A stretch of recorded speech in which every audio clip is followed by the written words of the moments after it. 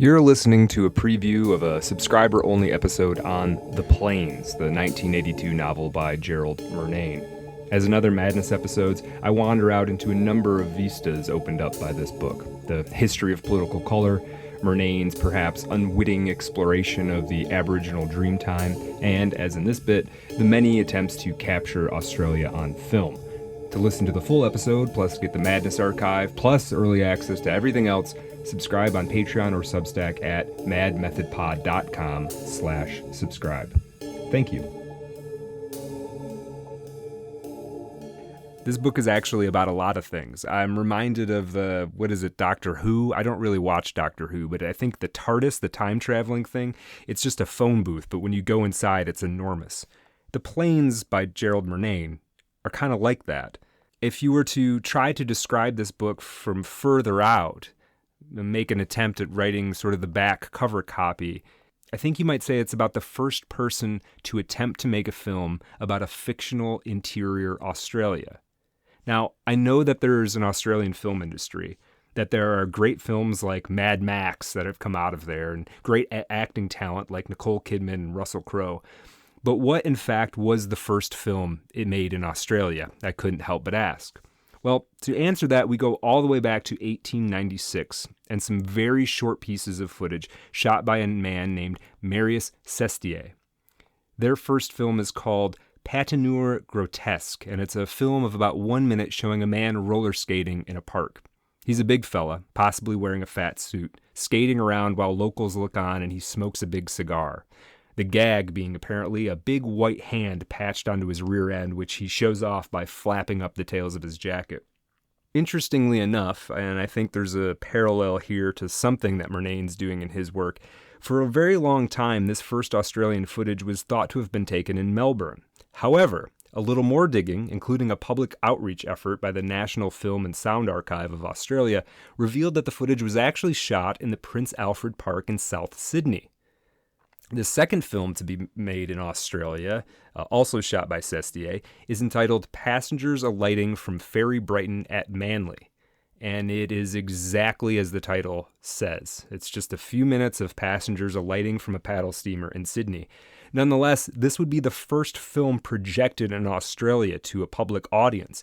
It was shown in October of 1896 at Salon Lumiere in Sydney. Sestier, at the behest of the Lumiere brothers, had actually been sent to Australia for the explicit purpose of promoting their new technology and expanding the Lumiere film empire, you might say. He ended up making about 19 short films, the best of which was probably this 10-minute multi-reel film that he made about the 1896 Melbourne Cup horse race. If you know anything about Murnane's personal interests, the Antipodes archive he's been working on for most of his adult life, which contains accounts of countless fictional horse races in a slightly imaginative version of New Zealand/Australia, you can imagine that this is probably the thing that Murnane also would have filmed if he'd been in Sestier's shoes.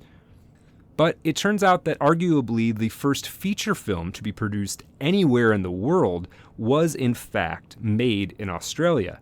This is 1906's The Story of the Kelly Gang. This was a film shot in the Ivanhoe area, just a few miles from Murnane's childhood home in Coburg. Now, for my Australian audience, I doubt that Ned Kelly, no relation, needs any introduction.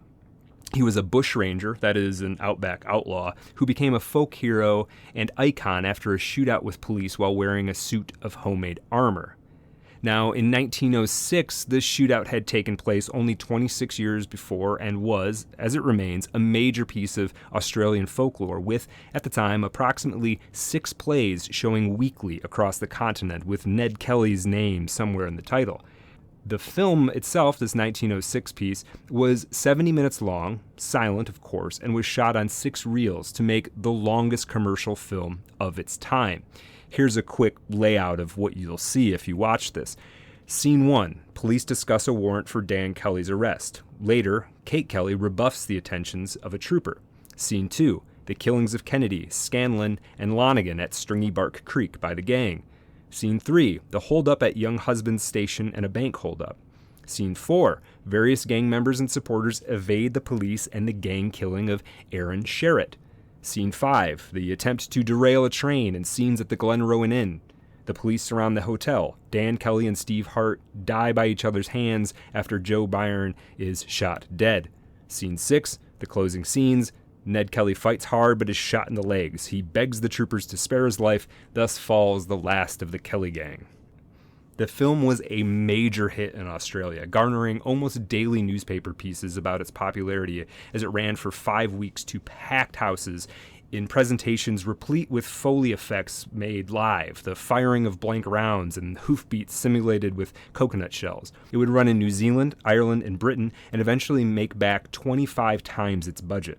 The life of Ned Kelly would go on to serve as the basis for no less than 9 different feature films. Following the 1906 version, we get 1920's The Kelly Gang, a more Keystone Cops version of Ned Kelly, likely due to pressures from police organizations and politicians to de-romanticize the Kelly story, much like other film adaptations in the 1920s and 1930s take the side of the law. Up into 1970, when Ned Kelly was played by a much too English and effete Mick Jagger, who simply could not embody the rough-edged physicality expected of the famous bushranger. In 2003, yet another version of Ned Kelly appears, this time played by the great Heath Ledger, in which Ned Kelly is a poet soul Robin Hood type based on the novel Our Sunshine by Robert Drew, and an acknowledged work of fiction. Most recently, Peter Carey's Booker Prize-winning novel The True History of the Kelly Gang has served as the basis for perhaps the most radical interpretation of Ned Kelly to appear on screen.